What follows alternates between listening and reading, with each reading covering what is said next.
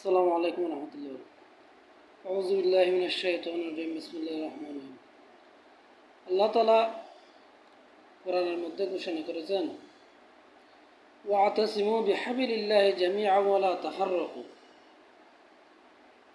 তোমরা ঐক্যবদ্ধ হয়ে আল্লাহর রাজ্যকে আঁকড়ে ধরো, পরস্পর বিচ্ছিন্ন হয়ে না। এটা সমস্ত মুসলিম জাহানকে বলা হয়েছে। ঠিক আছে, কিন্তু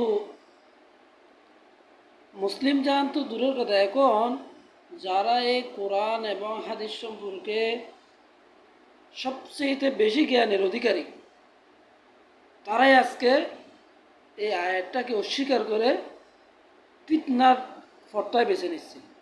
ওরা তাগুতের সঙ্গে হতে রাজি, ইসলামী ঐক্য হতে রাজি না। তাগুতের আপনার সহযোগিতা যদি তাগুত শক্তিশালী হয়, তাহলে মহান রবের কাছে কি জবাব দিবেন? আর কার সাথে মিলে আপনি ইসলাম প্রতিষ্ঠা করবেন? আপনার কোরআনের জ্ঞান, হাদিসের জ্ঞান, ইজমা, কিয়াস সব কিছুই তো আপনার আমাদের চাইতে তুলনামূলক আরও বেশি জানেন। কিছু আলেম সমাজের ব্যাপারে কথাটা বলতেছি, কোনো আলেমের নাম ধরে বলার মতো আমাদের এখনো ওরকম যোগ্যতা না থাকাতেই নাম ধরে ওদের খারাপ উদ্দেশ্যে কিছু বলতেছি না।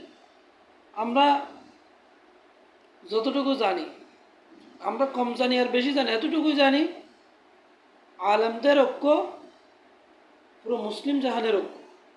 তা আলেমরা যেহেতু একটা উদ্যোগ নিছে, মোটামুটি একটা সুন্দর ইউনিটির মধ্যে চলে আসতেছে, এখান থেকে আবার কিছু অন্য তাগুতের লালসার শিকার হয়ে কেন আপনি বিচ্ছিন্ন হচ্ছেন?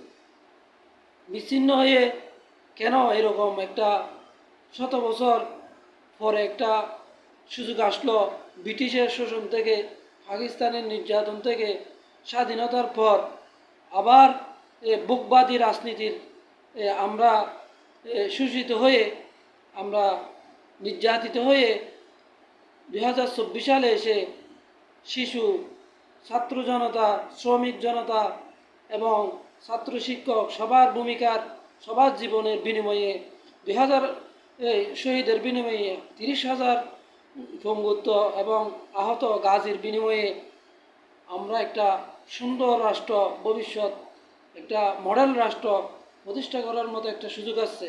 এই সুযোগটা কেন আপনার মতো কয়েকজন ফেতনাবাজ আলেমের কারণে আজকে ইসলামী ঐক্য বিনষ্ট হবে? আমরা এটা কোনো রকম মনে জ্বালা মিটতেছে না কেন ভাই? আসেন, আপনার কি দরকার? আপনার যদি আসনের দরকার হয়, আপনিও তো অযোগ্য মানুষ না, আপনি তো যোগ্যতা আছে, আপনাকেও তো ইসলামী ঐক্য থেকেও তো আপনারও সুযোগ দেওয়া হবে। কেন ফেতনার আশঙ্কা দেখে? কিসের ফেতনা? ইসলামের মধ্যে আবার কিসের ফেতনা? নামাজ, রোজা, হজ, জাকাত সব ঠিক আছে, আমরা এক। এর ছোটোখাটো কিছু যেটা মতবাদের বিষয় নিয়ে, এটা তাফসিরে এক একজন এক একটা বিষয় নিয়ে মতবাদ, একটার মধ্যে একটা কিছুটা তারতম্য থাকতে পারে। এই সামান্য বিষয় নিয়ে আপনি কেন মুসলিম ঐক্যর মধ্যে, আলেম সমাজের মধ্যে ঐক্য ফাটল নষ্ট করে তাগুতের শক্তি হয়ে তাগুতকে শক্তিশালী করে আপনি ইসলামকে এখানে দুর্বল করে রাখার চেষ্টা করতেছেন? এখান থেকে বের হয়ে আসেন ভাই। আমরা সম্মান জানাই, স্বাগত জানাই এবং আমরা চাই আমরা পরস্পর ঐক্যবদ্ধ হয়ে থেকে আল্লাহর রাজ্যে, আল্লাহর দিনকে বিজয় করার পরস্পর সহযোগী হই। আসসালামু আলাইকুম।